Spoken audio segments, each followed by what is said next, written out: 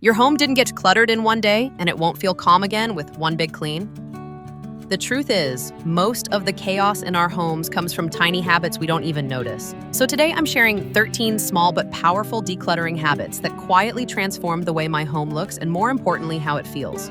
If you ever feel like you're constantly tidying but nothing stays clean, or like your space is working against you instead of supporting you, this is the video to press pause and really watch. Before we jump in, let me know in the comments which space in your home feels the most loud or heavy right now. I promise you're not alone. All right, let's start with the habit that made the biggest difference for me. And no, it's not deep cleaning or decluttering an entire closet. It's just this take 15 minutes a day to reset your space. There was a time when I thought I had to wait until the weekend to clean, until I realized that 15 quiet minutes done consistently changed everything. I'm not talking about scrubbing the stove or deep cleaning the fridge. I mean gently resetting one small area each day.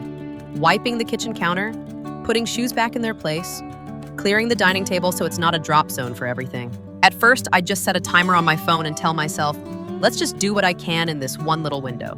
No pressure to finish everything, just lighten one corner. And it's amazing how that small action calms the room. My husband even noticed. He said, it just feels nicer here, like we're not behind all the time. And that's the real win. You go to bed not thinking, ugh, I didn't clean again. Instead, you feel a tiny sense of control, like I kept the mess from taking over. And if this kind of simple habit speaks to you, in the next video, I'll be sharing the small things I do throughout the day that help my home stay clean without feeling like I'm constantly cleaning. So if you don't want to miss that, go ahead and hit subscribe. But for now, let's get back to today's list, because the next habit is one that helped me clear mental clutter I didn't even realize I was carrying. Number 2. One of the habits that quietly changed my days and definitely cleared a lot of mental clutter was this: keeping a simple running list on my phone. You know those little thoughts that pop into your head while you're brushing your teeth? I need to buy light bulbs. Don't forget the birthday card. Schedule the vet.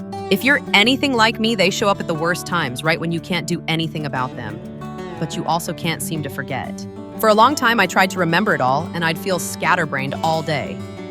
Until I started writing everything down, right in my phone. Not in a fancy app, just the Notes app. I keep one simple running list, and every time something pops into my head, I type it in. Groceries, random errands, even ideas for dinner when I suddenly remember we're out of rice. It's not about becoming hyper-productive. It's about getting those little things out of your head so they stop buzzing around in the background. And here's the best part: when I feel that mental fog setting in, I open the list and suddenly I don't feel so behind anymore. Because it's not that I forgot, I just gave my brain a place to rest. Let's move on to habit number 3. Choose one day to reset your home. This habit didn't just clear physical clutter, it helped me stop carrying last week's stress into the next. It's a simple weekly reset. Not a deep clean, not a checklist that takes your whole Sunday. Just a short window where you reset the energy in your space. For me, that looks like washing the sheets, refilling the snack bin, clearing the kitchen counters, and glancing over the week ahead. Sometimes I light a candle. Sometimes I just fold laundry with a podcast playing. But every time I feel this quiet exhale, like I'm giving the house and myself a fresh start. You don't need to do it perfectly. You just need a day that feels like a reset, not a race to catch up. Maybe for you, that's Friday night or Sunday morning or Monday after drop-off. Whatever works, just make it yours. Let's move on to habit number 4. Don't go to bed with a messy kitchen. I used to tell myself I'd deal with it in the morning. But let's be honest, no one wants to wake up to dishes and sticky counters. When the kitchen is cluttered, the whole house feels heavy. Even if the rest of the place is not too bad, that one room can set the tone, and not in a good way. Now I take 10-15 minutes before bed to reset it. I'm not deep cleaning. I'm just wiping the counters, putting food away, running the dishwasher if needed. Some nights I'm tired and want to skip it, but I remind myself this is tomorrow's gift. Because waking up to a clean kitchen, it makes everything feel more possible. Your coffee tastes better, your brain feels clearer, and instead of starting the day feeling behind, you start from peace.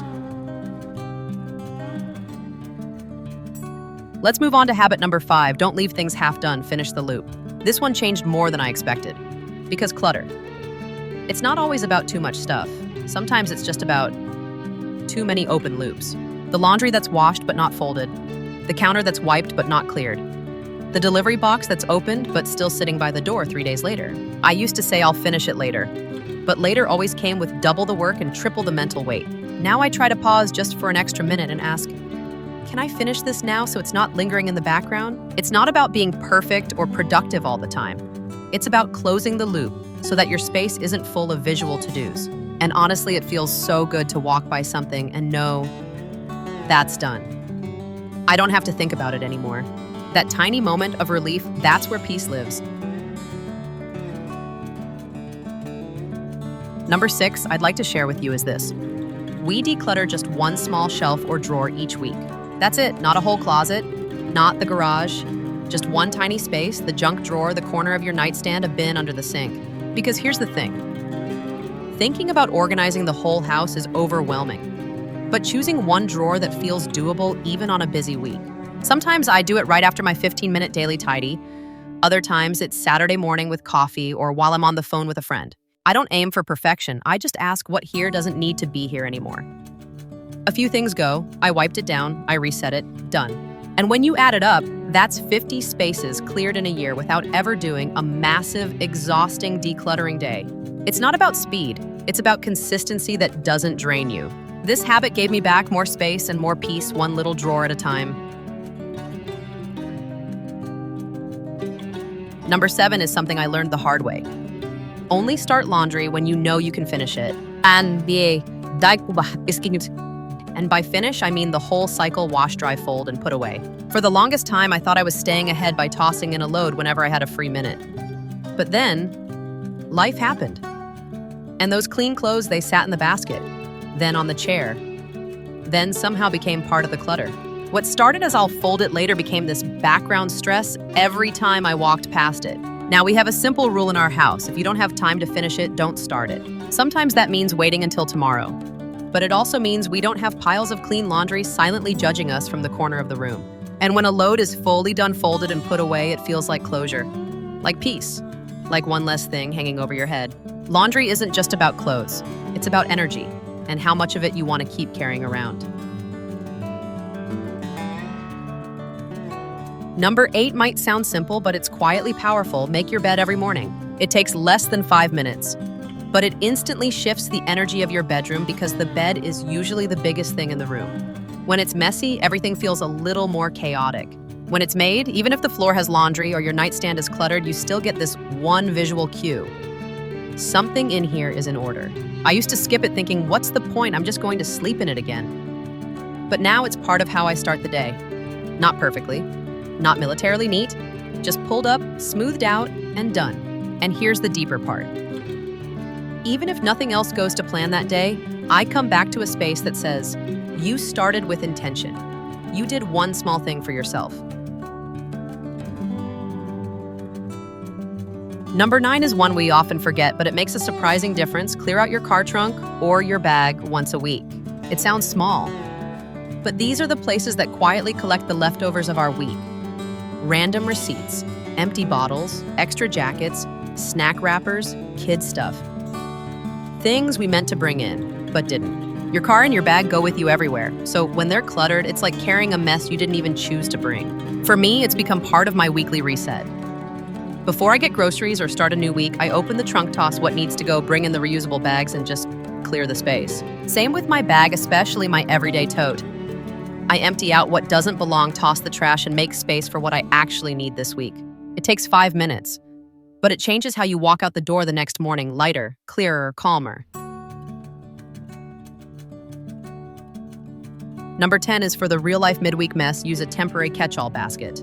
Not everything gets put away right away. Some days are too full. And sometimes you just don't have the brain space to decide where every little thing belongs. That's where this habit comes in.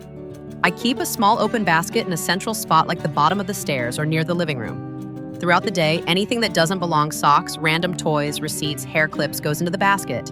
And then either that evening or once over the weekend, I empty it. I won't let it become a new junk pile. It's just a soft place for stuff in transition. It's not a sign of laziness. It's a system that respects your energy. A way to contain the chaos until you have a moment to deal with it. Because, let's be honest, one tidy basket of clutter feels way better than 10 random piles all over the house. Number 11 isn't about stuff you can see, it's about the clutter you feel. Do the thing you've been avoiding. It might be making that doctor's appointment, sending that email, fixing that drawer, something small, but emotionally heavy. And here's the thing, it's not actually about time. Most of the time that task takes 10 minutes or less. But what makes it heavy is what it represents: the discomfort, the guilt, the "I should have done this by now." For weeks, I put off updating a simple form. Every time I passed by it, I felt a little heavier, a little behind. And the second I finally did it, instant relief, like I could breathe again. So now when something keeps popping up in my mind, I ask myself, is this clutter? Or just something I'm afraid to face? Doing that one small avoided task doesn't just clear your to-do list. It clears emotional space you didn't even realize was clogged. Number 12 is simple, almost too simple, but it works. Delete 5 emails or files every day. Clutter isn't just on your countertops, it's also in your inbox, in your downloads folder, on your desktop. And when those spaces are full, your brain feels it, even if you're not looking at them all the time. I used to open my laptop and feel overwhelmed before I even started working. Hundreds of unread emails, random screenshots, documents I didn't even remember downloading. Now I've made it a micro habit. Just delete 5 things a day, that's it, while waiting for my tea to steep, or during a Zoom loading screen. I'll clean up a few files, unsubscribe from a newsletter, clear out screenshots, archive an old project folder. It sounds tiny, but 5 things a day equal 150 things a month. That's a lot of digital noise gone. And more importantly, it gives your brain one less place to feel behind. One less layer of ugh. And finally, number 13, one of the hardest but most powerful. Don't scroll your phone for the first 30 minutes of your day. It seems harmless, right? You wake up, reach for your phone, check the news, your messages, your feed. But what you're actually doing is flooding your mind before it's even had a chance to breathe. You take in opinions, noise, pressure, comparison, all before brushing your teeth. I used to start my day that way too, and I didn't realize how much mental clutter it created until I stopped. Now I keep my phone on the charger just a little longer and give those first 30 minutes to me. Sometimes that looks like stretching. Sometimes it's quiet time with tea, or just sitting in silence for a few minutes. But always it feels more grounded. You don't need a perfect morning routine. You just need a pause before the world rushes in. Because how you start your day sets the tone for how you carry it. So that's it, my friend, 13 small doable habits that have helped me declutter, not just my home, but also my headspace, my schedule, and honestly, my energy.